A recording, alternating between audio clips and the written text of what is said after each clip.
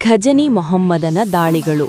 ಭಾರತದ ನೆಲದಲ್ಲಿ ಮೊಳಗಿದ ಯುದ್ಧದ ಹೆಜ್ಜೆಗಳು. ಕ್ರಿಸ್ತಶಕ 11ನೇ ಶತಮಾನ. ಉತ್ತರ ಭಾರತದ ಗಡಿಗಳಲ್ಲಿ ಅಶಾಂತಿಯ ಗಾಳಿ ಬೀಸತೊಡಗಿತ್ತು. ಪಶ್ಚಿಮದ ಘಜನಿಯಿಂದ ಒಂದು ಹೆಸರು ಭಯ ಮತ್ತು ಕುತೂಹಲವನ್ನು ಒಟ್ಟಿಗೆ ಹುಟ್ಟಿಸುತ್ತಿತ್ತು. ಘಜನಿ ಮೊಹಮ್ಮದ್. ಘಜನಿ ರಾಜ್ಯದ ಸುಲ್ತಾನನಾದ ಮೊಹಮ್ಮದ್ ಕೇವಲ ರಾಜನಾಗಿರಲಿಲ್ಲ, ಆತ ತನ್ನನ್ನು ಇಸ್ಲಾಮಿನ ರಕ್ಷಕ ಮತ್ತು ಮಹಾಯೋಧನೆಂದು ಭಾವಿಸಿದ್ದ. ಭಾರತವು ಅವನ ದೃಷ್ಟಿಯಲ್ಲಿ ಅಪಾರ ಸಂಪತ್ತಿನ ನಾಡಾಗಿತ್ತು.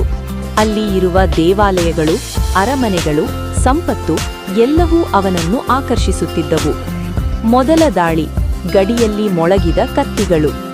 ಮೊಹಮ್ಮದ್ ಭಾರತದ ಗಡಿಗೆ ಮೊದಲ ಬಾರಿ ಕಾಲಿಟ್ಟಾಗ ಇದು ಒಂದು ಪರೀಕ್ಷೆಯಂತಿತ್ತು. ಪಂಜಾಬ್ ಮತ್ತು ಸಿಂಧ್ ಪ್ರದೇಶಗಳ ಮೇಲೆ ದಾಳಿ ಮಾಡಿ ಭಾರತೀಯ ರಾಜರ ಶಕ್ತಿ ಮತ್ತು ಪ್ರತಿರೋಧವನ್ನು ಅಳೆಯಲು ಮುಂದಾದನು. ಈ ದಾಳಿಗಳು ವೇಗವಾಗಿ ನಡೆದವು. ಯುದ್ಧ ಮಾಡಿ ಸಂಪತ್ತು ಕಲೆ ಹಾಕಿ ಮತ್ತೆ ಘಜನಿಗೆ ಹಿಂತಿರುಗುವುದು ಅವನ ತಂತ್ರವಾಗಿತ್ತು. ಸೋಮನಾಥದ ಕಡೆಗೆ ಸಾಗಿದ ಯುದ್ಧಪಥ. ಕಾಲಕ್ರಮೇಣ ಅವನ ದೃಷ್ಟಿ ಗುಜರಾತಿನ ಸೋಮನಾಥ ದೇವಾಲಯದ ಮೇಲೆ ಬಿತ್ತು.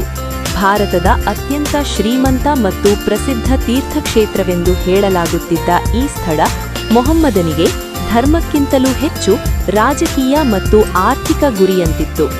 ಸೋಮನಾಥದ ಕಡೆಗೆ ಸಾಗುವ ಮಾರ್ಗ ಸುಲಭವಿರಲಿಲ್ಲ. ಮರುಭೂಮಿಗಳು, ನೀರಿಲ್ಲದ ದಾರಿಗಳು, ಸ್ಥಳೀಯ ರಾಜರ ಪ್ರತಿರೋಧ ಎಲ್ಲವನ್ನೂ ದಾಟಿ ಅವನು ತನ್ನ ಸೇನೆಯನ್ನು ಮುನ್ನಡೆಸಿದ. ಭಾರೀ ಯುದ್ಧಗಳ ನಂತರ ಸೋಮನಾಥವನ್ನು ತಲುಪಿದ ಮೊಹಮ್ಮದ್ ದೇವಾಲಯವನ್ನು ದಾಳಿ ಮಾಡಿದನು. ಈ ಘಟನೆ ಭಾರತೀಯ ಇತಿಹಾಸದಲ್ಲಿ ಆಘಾತಕಾರಿ ಘಟನೆಯಾಗಿ ಉಳಿಯಿತು. ರಾಜಪುತರ ಪ್ರತಿರೋಧ. ಘಜನಿ ಮೊಹಮ್ಮದನ ದಾಳಿಗಳಿಗೆ ಭಾರತೀಯ ರಾಜರು ಮೌನವಾಗಿರಲಿಲ್ಲ. ರಾಜಪುತರ ಶೌರ್ಯ, ಸಾಹಸ ಮತ್ತು ಸ್ವಾಭಿಮಾನ ಅನೇಕ ಯುದ್ಧಗಳಲ್ಲಿ ವ್ಯಕ್ತವಾಯಿತು. ಕೆಲವೊಮ್ಮೆ ಅವರು ಸೋತರು, ಕೆಲವೊಮ್ಮೆ ಘಜನಿ ಸೇನೆಗೆ ಭಾರೀ ನಷ್ಟ ಉಂಟು ಮಾಡಿದರು.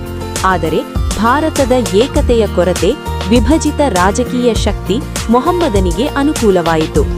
ದಾಳಿ, ಲೂಟಿ ಮತ್ತು ಹಿಂತಿರುಗುವಿಕೆ. ಮೊಹಮ್ಮದನ ದಾಳಿಗಳಲ್ಲಿ ಒಂದು ವಿಶೇಷತೆ ಇತ್ತು. ಅವನು ಭಾರತವನ್ನು ಆಳಲು ಬಂದವನಲ್ಲ. ಅವನು ಬಂದಿದ್ದು ದಾಳಿ ಮಾಡಲು, ಸಂಪತ್ತು ಕಲೆ ಹಾಕಲು ಮತ್ತು ಹಿಂತಿರುಗಲು. ಅವನ ಜೀವನ ಕಾಲದಲ್ಲಿ ಸುಮಾರು 17 ಬಾರಿ ಭಾರತಕ್ಕೆ ದಾಳಿ ಮಾಡಿದನು. ಪ್ರತಿ ದಾಳಿಯೂ ಭಾರತೀಯ ಜನತೆಗೆ ನೋವು, ನಾಶ ಮತ್ತು ಭಯವನ್ನು ತಂದಿತು. ಆದರೆ ಅದೇ ಸಮಯದಲ್ಲಿ ಭಾರತೀಯ ಸಮಾಜಕ್ಕೆ ಒಂದು ಪಾಠವನ್ನು ಕಲಿಸಿತು. ಏಕತೆಯಿಲ್ಲದರೆ ಶಕ್ತಿ ಕುಗ್ಗುತ್ತದೆ ಎಂಬ ಸತ್ಯವನ್ನು. ಇತಿಹಾಸದ ಪಾಠ. ಘಜನಿ ಮೊಹಮ್ಮದನ ದಾಳಿಗಳು ಕೇವಲ ಯುದ್ಧಗಳ ಸರಣಿಯಲ್ಲ, ಅವು ಭಾರತೀಯ ಇತಿಹಾಸದಲ್ಲಿ ಒಂದು ತಿರುವಿನ ಹಂತ. ಈ ದಾಳಿಗಳ ನಂತರವೇ ಭಾರತದಲ್ಲಿ ರಕ್ಷಣಾತ್ಮಕ ಯೋಚನೆಗಳು, ಕೋಟೆಗಳ ನಿರ್ಮಾಣ ಮತ್ತು ರಾಜಕೀಯ ಏಕತೆಯ ಅಗತ್ಯತೆಯ ಅರಿವು ಹೆಚ್ಚಾಯಿತು.